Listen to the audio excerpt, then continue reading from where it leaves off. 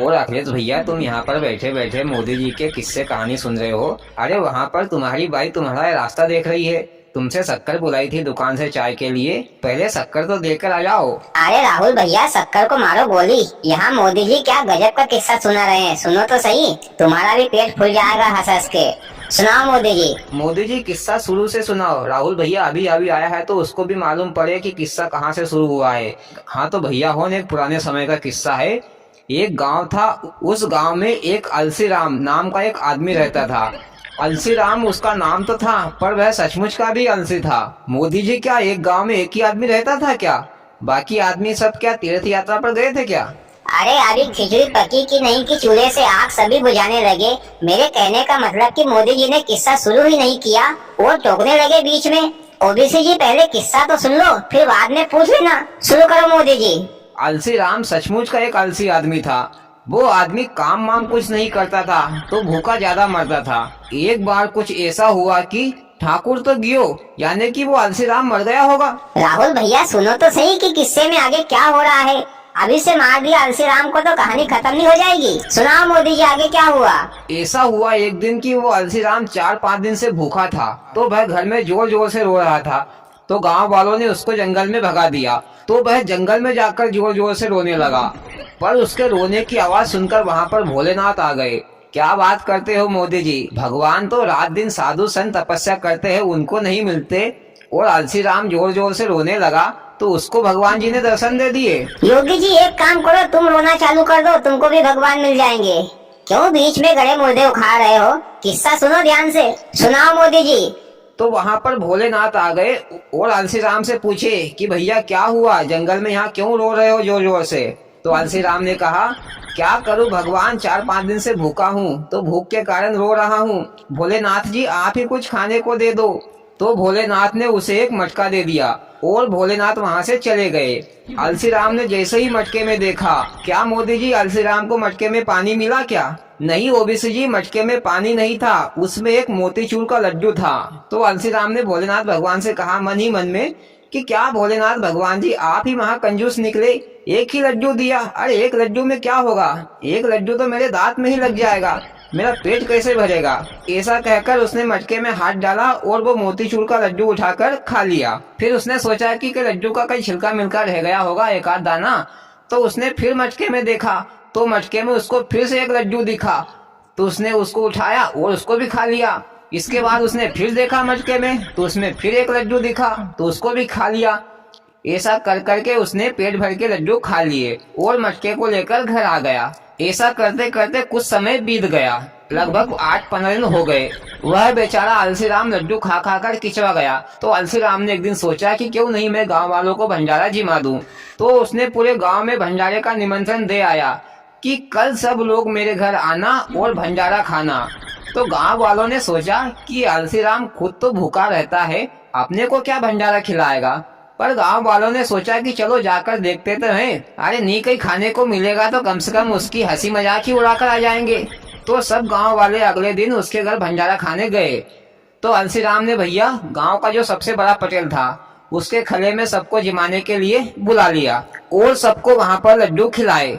तो सभी गांव वाले खुश हो गए और अलसी राम की वाहवाही करते हुए घर चले गए।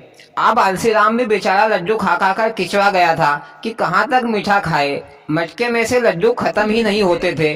तो फिर अलसी राम मटका लेकर जंगल में चला गया और वहां जाकर फिर से जोर जोर से रोने लगा।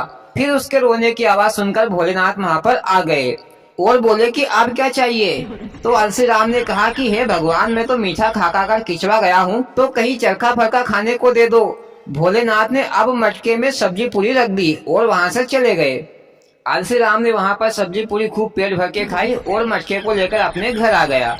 और ऐसे ही कुछ दिनों तक अलसी राम ने खूब पेट भर कर सब्जी पूरी खाई। इसके बाद फिर वह सब्जी पूरी खा खा कर भी किचवा गया।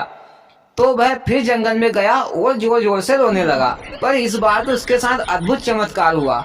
मोदी जी, उसके बाप की छेवनी गड़ी थी जो उसको खाने के लिए नई नई चीज मिल जाती थी।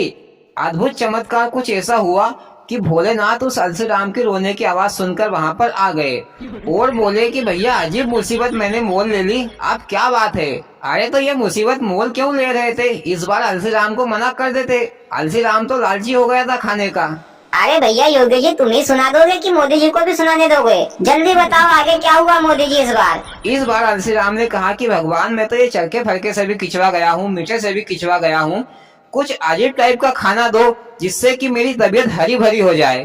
तो भोलेनाथ ने इस बार मटके में, क्या मोदी जी, इस बार भोलेनाथ ने मटके में मुर्गा दारू रख दिया क्या खाने के लिए? ओबीसी जी, तुमको बड़ी पड़ी है मुर्गा दारू खाने की। आगे बताओ मोदी जी, तुम तो मटके में इस बार क्या रखा? इस बार मटके में भोलेनाथ भगवान ने धक्का मुक्की रख दिया और वहाँ से चले गए। ये धक्का मुक्की क्या है? बहुत स्वादिष्ट लगता है क्या? नहीं राहुल भैया, धक्का मुक्की का मतलब होता है धक्का यानी कि धक्का देना, मुक्का यानी कि मुक्का मारना।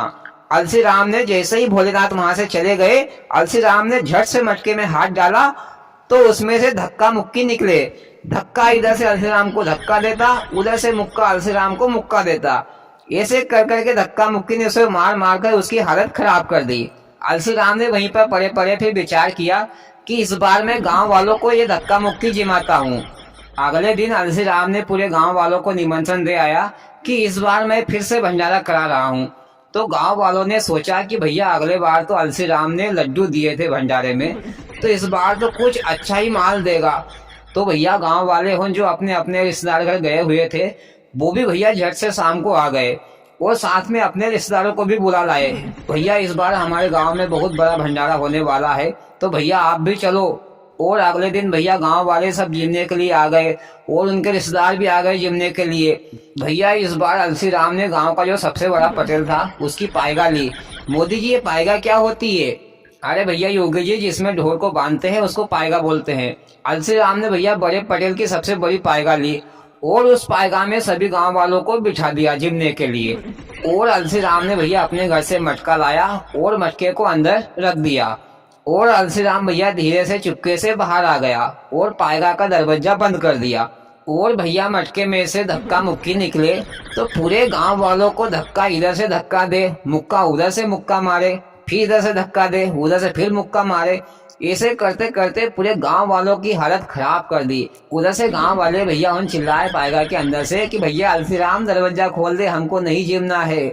अरे भैया यहाँ तो बहुत मार पड़ रही है, अरे यहाँ पर तो धक्का धक्का जोर से धक्का दे रहा है और मुक्का बहुत जोर से मार रहा है। पर भैया अलसी राम ने दरवाजा नहीं खोला। इधर बाहर से ही अलसी राम ने कहा कि गांव वाले भैया हो, तुमको खाने में मजा तो आ रही है ना, तुम्हारी तबीयत तो हरी हो रही है ना। उधर भैया पायगा के अंदर गांव वाले खूब ढोर जैसे चिल्लाए, क्योंकि उधर भैया धक्का मुक्की अपना काम कर रहे थे। धक्का जोर से धक्का दे रहा था, मुक्का बहुत जोर से मुक्का मार रहा था। ऐसा करते करते भैया 1 घंटा हो गया। सब गांव वालों की हालत खराब कर दी, सब गांव वाले वहां पर आड़े हो गए। इसके बाद भैया अलसी राम ने दरवाजा खोला और भैया वहां से एक एक करके धीरे धीरे गांव वाले निकलने लगे। बेचारा कहीं का लंगड़ा चले तो कहीं का लूला चले। वो इधर अलसी राम पूछ रहा था भैया खाने में मजा आया कि नहीं, तो भैया सब गांव वाले यही बोलते जा रहे थे, भैया अब तो हम कभी अपनी जिंदगी में भी भंडारा खाने नहीं आएंगे। और सब गांव वाले भैया करांचते करांचते अपने अपने घर चले गए और किस्सा खत्म। मोदी जी, किस्सा तो बहुत अजीब था पर मस्त लगा। भाइयों, आपको मोदी जी का किस्सा कैसा लगा कमेंट करके जरूर बताइए और इस वीडियो को लाइक और चैनल को सब्सक्राइब जरूर कीजिए। भोलेनाथ सबके साथ।